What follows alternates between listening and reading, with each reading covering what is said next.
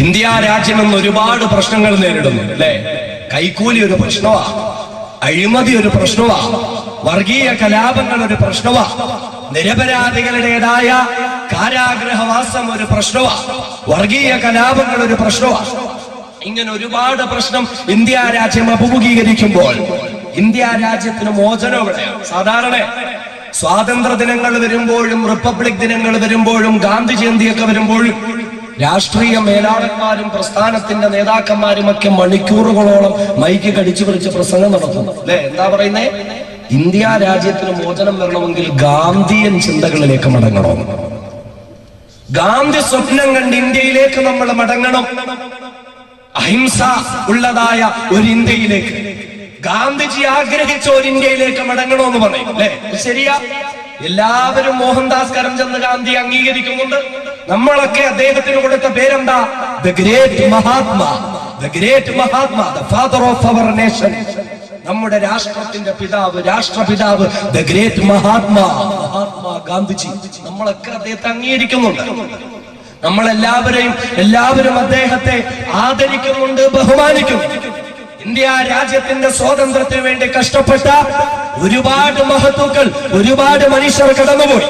അവരെ ഒന്നും നമ്മൾ മഹാത്മാ എന്ന് വിളിച്ചിട്ടില്ല, അവർക്കൊന്നും നമ്മൾ എത്രത്തോളം സ്ഥാനം കൊടുത്തില്ല. പക്ഷേ മോഹൻദാസ് കരംചന്ദ് ഗാന്ധിയെ നമ്മൾ മഹാത്മാ എന്ന് വിളിക്കുന്നുണ്ട്. ഇന്ത്യ രാജ്യത്തിന്റെ സ്വാതന്ത്ര്യത്തിന് വേണ്ടി മാൾട്ട ജയിലിന്റെ അകത്തളങ്ങളിൽ കിടന്നു ക്രൂരമായി പീഡനങ്ങൾ ഏറ്റുവാങ്ങിയ മഹാത്മാർ ഒരുപാടുണ്ടായിരുന്നു. തന്റെ മുതകത്തേക്ക് കമ്പി പഴിപ്പിച്ച് കുത്തിയിറക്കിയിട്ട് ഹുസൈന്, ഇന്ത്യ രാജ്യത്തിന്റെ സ്വാതന്ത്ര്യത്തിന്റെ പോരാട്ടത്തിൽ നിന്നും താങ്കൾ പിന്മാറണമെന്ന് പറയുമ്പോൾ തന്റെ മുതകത്തേക്ക് പഴിപ്പിച്ചതായ കമ്പി കുത്തി ഇറക്കപ്പെട്ടെങ്ങനെ ക്രൂരമായി കറക്കുമ്പോഴും ജീവൻ പോലും ശരീരത്തിൽ നിന്നും വേർപിരിയാവുന്നതിനേക്കാൾ അപ്പുറം വേദന അനുഭവിച്ചു കൊണ്ടിരിക്കുമ്പോഴും ഇല്ല, എന്റെ രാജ്യത്തുള്ള സർവ മനുഷ്യ മക്കൾക്കും സ്വാതന്ത്ര്യം കിട്ടാതെ ഈ സ്വാതന്ത്ര്യത്തിന്റെ പോരാട്ടത്തിൽ നിന്നും ഞാൻ പിന്മാറില്ല എന്ന് പ്രസ്താവിച്ച മഹാനായ ഹുസൈൻ അഹമ്മദ് മദനി റഹ്മത്തുള്ളാഹി തആല അലൈഹി മഹാനവറുകളെ നാം മഹാത്മാ എന്ന് വിളിച്ചിട്ടില്ല.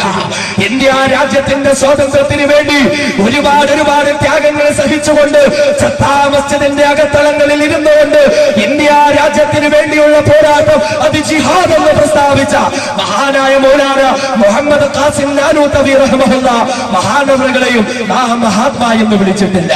ഡൽഹിയുടെ തെരുവോരങ്ങളിൽ, ഡൽഹി ജുമാ മസ്ജിദിന്റെ മിമ്പറിൽ പോലും കയറിയിരുന്നു കൊണ്ട് ബ്രിട്ടീഷ് പട്ടികളുടെ മുന്നിൽ പഞ്ചപച്ചമടക്കാൻ ഒരു മുസൽമാൻ പോലും തയ്യാറാകരുത് എന്ന് പ്രഖ്യാപിച്ചുകൊണ്ട് തന്റെ മുന്നിലേക്ക് ചൂണ്ടിവച്ചിരിക്കുന്നതായ തീയുതുപ്പുന്ന തോക്കിൻ കൊടികളെടുത്ത് നെഞ്ചോടി ചേർത്ത് പിടിച്ച് ധൈര്യമുണ്ടെങ്കിൽ വെക്കണ വെടി എന്ന് പ്രഖ്യാപിച്ച മഹാനായ ഷഹീദ് മുഹമ്മദ് ഇസ്മായിൽ ദഹ്ലവി റഹ്മത്തുള്ളാഹി മഹാനവറുകളെ നാം മഹാത്മാ എന്ന് വിളിച്ചിട്ടില്ല. അറിയുമോ, ഉത്തർപ്രദേശിലെ സഹാറൻപൂർ ജില്ലയിൽ ദൈവബന്ധ എന്ന ഒരു പ്രദേശമുണ്ട്. അവിടെ ദാറുൽ ഉലൂം എന്നൊരു സ്ഥാപനമുണ്ട്. ആ ദാറുൽ ഉലൂമിൽ ഉണ്ടായിരുന്ന യുവ പണ്ഡിതന്മാർ ഇന്ത്യ രാജ്യത്തിന്റെ സ്വാതന്ത്ര്യത്തിന് വേണ്ടി കഷ്ടപ്പെട്ടു എന്ന ഒരേ ഒരു കാരണം പറഞ്ഞു തൊട്ടടുത്തുള്ള ഒരു പള്ളിയിൽ അവർ ജുമുഅ നിസ്കരിച്ചു കൊണ്ടിരിക്കുമ്പോൾ വെട്ടപ്പെട്ടാളം അവരുടെ ചുറ്റും മറിഞ്ഞുകൊണ്ട് അവർ സുജൂദിൽ കിടക്കുന്ന സമയത്ത് അവരുടെ പിന്നാലെ അണിനിരന്ന് അവരുടെ ശരീരത്തേക്ക് നിറയൊഴിക്കുമ്പോൾ ആ വെടിയുണ്ടകൾ ഏറ്റുകൊണ്ട് ശരീരത്തിൽ നിന്നും മാംസകഷണങ്ങൾ 4 പാടേക്കും ചിന്തിച്ചതറി ആ പള്ളിയുടെ 4 ചുവരുകളും രക്തവർണ്ണമായി രക്തപങ്കിലമായി മാറി. ഇന്നും ചരിത്രത്തിൽ ഖൂനി മസ്ജിദ് രക്തപങ്കിലമായ പള്ളി എന്ന പേരാ പള്ളിക്ക് കൊടുക്കപ്പെട്ടെങ്കിൽ മഹാനവറുകളെ അവിടെ ഭരിക്കപ്പെട്ട ശുഹദാക്കളാക്കപ്പെട്ട ഒരാളെയും നമ്മൾ മഹാത്മാ എന്ന് വിളിച്ചിട്ടില്ല. നമുക്കറിയുമോ, ഇന്ത്യ രാജ്യത്തിന്റെ ദേശീയ ഗാനം ജനഗണമനയാണ് എങ്കിൽ, ഇന്ത്യ രാജ്യത്തിന്റെ ദേശീയ ഗീതം വന്ദേ മാതരമാണ് എങ്കിൽ, ഇന്ത്യയിലെ മുഴുവൻ ജനങ്ങളും നെഞ്ചേറ്റി സ്വീകരിച്ച ഒരു ഗാനമുണ്ട്, സാരേ ജഹാൻ സേ അച്ഛാ ഹിന്ദുസ്ഥാൻ ഹമാരാ.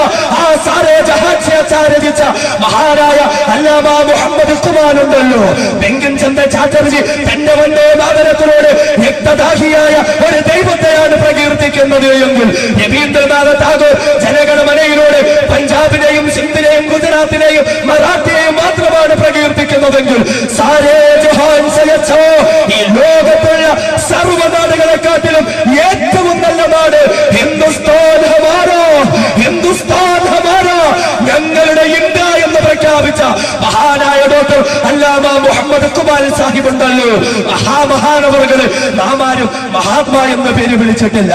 വടകരക്കാർക്ക് വീരോദത്തമായ പോരാട്ടത്തിന്റെ ചരിത്രം കൊടുത്തുകൊണ്ട് എന്നും ഇതാ ശുഹദാക്കളുടെ ഭാവത്തിൽ നാം ഓർക്കുന്ന ഷഹീദ് കുഞ്ഞാലി മരക്കാറുണ്ടല്ലോ, അദ്ദേഹത്തെ നാം മഹാത്മാ എന്ന് വിളിച്ചില്ല. വെള്ളപ്പട്ടികളുടെ മുന്നിൽ കീഴടങ്ങിക്കൊണ്ട് കപ്പം കൊടുക്കാനും ചൂങ്കം കൊടുക്കാനും ഞാൻ തയ്യാറല്ല എന്ന് പ്രഖ്യാപിച്ച മഹാനായ വെളിയങ്ങോട് ഉണ്ടല്ലോ, അദ്ദേഹത്തെയും നാം മഹാത്മാ എന്ന് വിളിച്ചിട്ടില്ല. ഇന്ത്യയുടെ രാജ്യത്തിന്റെ സ്വാതന്ത്ര്യത്തിന് വേണ്ടി പോരാടി ബ്രിട്ടീഷ് പട്ടാളക്കാരുടെ ഉറക്കം കെടുത്തി കളഞ്ഞ മൈസൂർ സിംഹമല്ല, ഇന്ത്യയുടെ തന്നെ സിംഹമായിരുന്ന മഹാനായ ഷഹീദ് ഫതഹ് അലി ഖാൻ ടിപ്പു സുൽത്താൻ ഉണ്ടല്ലോ, അദ്ദേഹത്തെയും നാം മഹാത്മാ എന്ന് വിളിച്ചിട്ടില്ല. മമ്പുറം ശുഹദാക്കളെ നാം മഹാത്മാ എന്ന് വിളിച്ചിട്ടില്ല. ഓമല്ലൂർ ശുഹദാക്കളെ നാം മഹാത്മാ എന്ന് വിളിച്ചിട്ടില്ല. മഹാനായ വാരിയം കുന്നരെ നാം മഹാത്മാ എന്ന് വിളിച്ചിട്ടില്ല. ഇന്ത്യ രാജ്യത്തിന് വേണ്ടി പോരാടിയ ഒരാളെയും നാം മഹാത്മാ എന്ന് വിളിച്ചിട്ടില്ല. പക്ഷേ മോഹൻദാസ് കരംചന്ദ് ഗാന്ധിയെ നമ്മൾ മഹാത്മാ എന്ന് വിളിക്കുന്നു, ആദരിക്കുന്നു, ബഹുമാനിക്കുന്നു. അല്ലേ? എല്ലാവരും പറയുന്നു ഗാന്ധി സ്വപ്നം കണ്ടിയിലേക്ക് പോണം, അത്രയും പറഞ്ഞ് നിർത്തും. ആ ഇന്ത്യ ഏതാന്നാരും പറയൂല. ഗാന്ധിജി സ്വപ്നം കണ്ട ഇന്ത്യ ഏതാ, ഗാന്ധിജി ആഗ്രഹിച്ച ഇന്ത്യ ഏതാ, അതൊരാളും പറയൂല. അത് പറഞ്ഞാൽ പിന്നെ കുഴപ്പമാവൂലേ?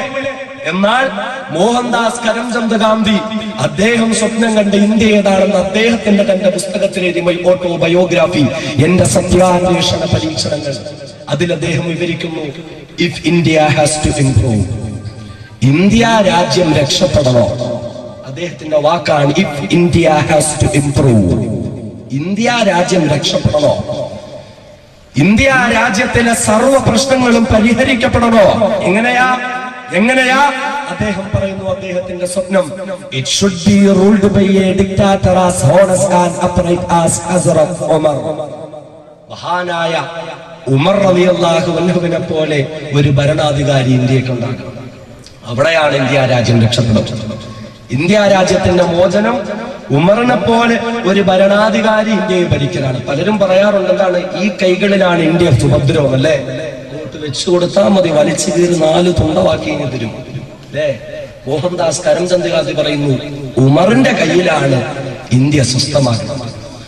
ഉമറിനെ പോലെ ഈമാനിക ആവേശമുള്ള ഒരു മുസ്ലിം ഭരണാധികാരി എന്ന് കടന്നു വരുന്നോ, അവിടെയാണ് ഇന്ത്യ രാജ്യത്തിന് മോചനം. ഇതൊരു മുസ്ലിം പറഞ്ഞല്ല, മോഹൻദാസ് കരംചന്ദ് ഗാന്ധി പറഞ്ഞ വാക്ക. ഉമറിനെ എല്ലാവരും അംഗീകരിക്കും.